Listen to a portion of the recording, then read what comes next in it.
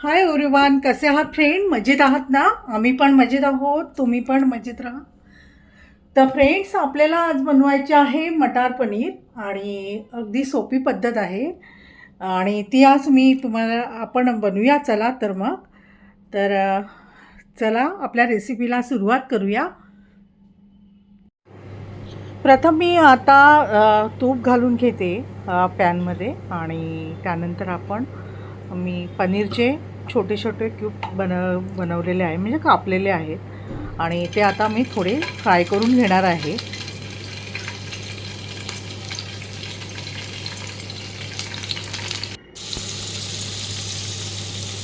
2 मिनटं आपण फ्राय करून घेऊया पनीरचे क्यूब.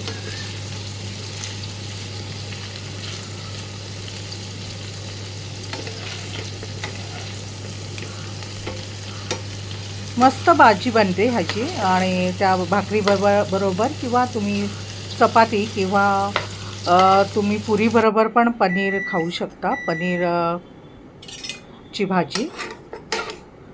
आता हे चांगले फ्राय झालेले आहे, मी काढून घेते एका डिशमध्ये. आता आपल्याला मसाला बनवायचा आहे. त्यासाठी मी एक कांदा घेतलेला आहे, तो व्हाईट कांदा आहे. तुम्ही कोणताही कांदा वापरू शकता. मी कांदा घेतलेला आहे. छोटे छोटे 2 कांदे घेतलेले आहे, 2 टोमॅटो घेतलेले आहे. त्यानंतर मी आला आणि लसूण हे कापून घेतलेले आहे.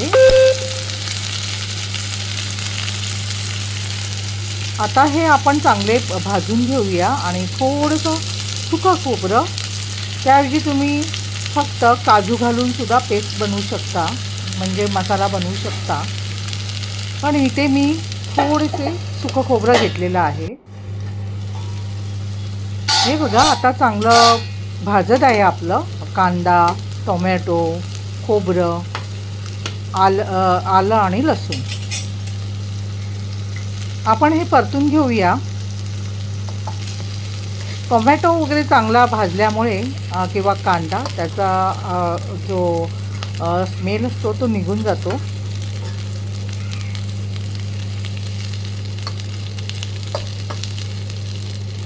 मस्त असं लालसर आपण भाजून घेऊया.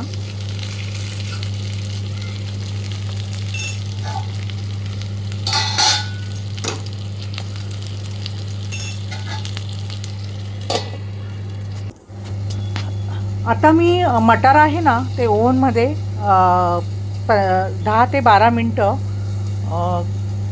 शिजून घेते, म्हणजे आपल्याला डायरेक्ट फोडणीला टाकता येतील. इथे मी थोडेसे काजू घेतलेले आहेत आणि कोथिंबीर घेतलेली आहे, ती पण घातलेली आहे.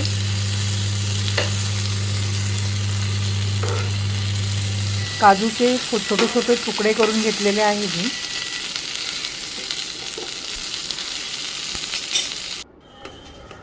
इथे बघा, ओव्हनमध्ये चांगले शिजून आलेले आहेत आपले मटार. इथे मसाला रेडी झालेला आहे. आता मी मिक्सरला लावून घेते आणि त्याची पेस्ट बनवते. आता मी पॅन ठेवलेला आहे. पॅनमध्ये फोडणीसाठी थोडं तूप घेत आहे मी.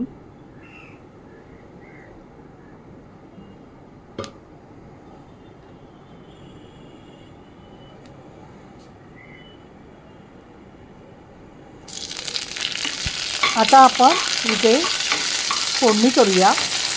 लसूण आणि कढीपत्ता,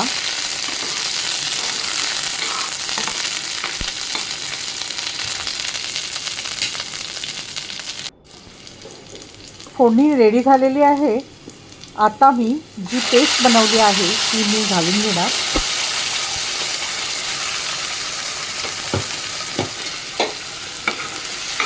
चांगली 2 ते 3 मिनटं मी ती पेस्ट चांगली शिजवून घेणार आहे. त्यामध्ये मी मालवणी स्पेशल मसाला 2 चमचे घालत आहे. तुम्ही तुमचा घरगुती मसाला कोणताही वापरू शकता. हळद अर्धा चमचा मी घातलेला आहे. हिंग घातलेला आहे. आता आपण सगळं एकजीव करून घेऊया. आणि आणखी ही 2 मिनटं पेस्ट शिजून घेऊया.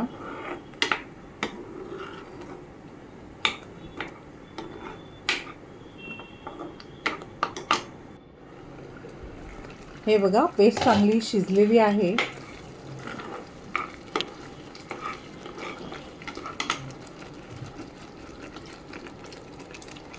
थोडंसं मी पाणी घालून घेते. तुम्हाला जेवढी ग्रेव्ही लागणार त्या हिशोबाने तुम्ही पाणी घालू शकता. आता सगळं एकजीव करून आणखी 2 मिनटं शिजून घेऊया आपण.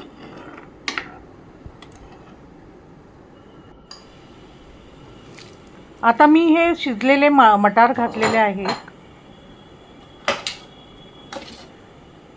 त्यानंतर मी पनीर घालून घेते.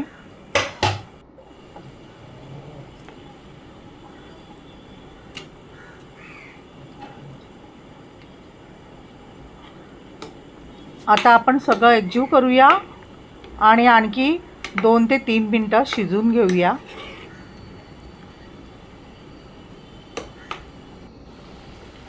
इथे मी कोथिंबीर वरनं घातलेली आहे.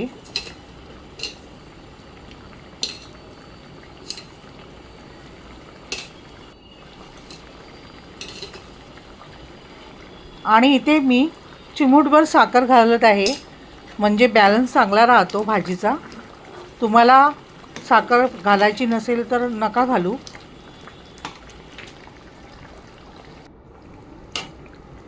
आता मी टेस्ट करून बघते मीठ वगैरे मसाले लागले का.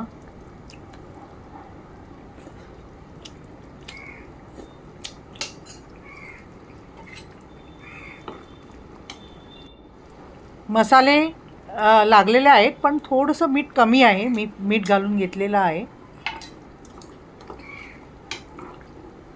मस्त अशी ग्रेव्ही बनलेली आहे. तुम्ही भाकरीबरोबर खाऊ शकता किंवा भाताबरोबर पण खाऊ शकता. मी आता बनवणार आहे नाचणीची भाकरी.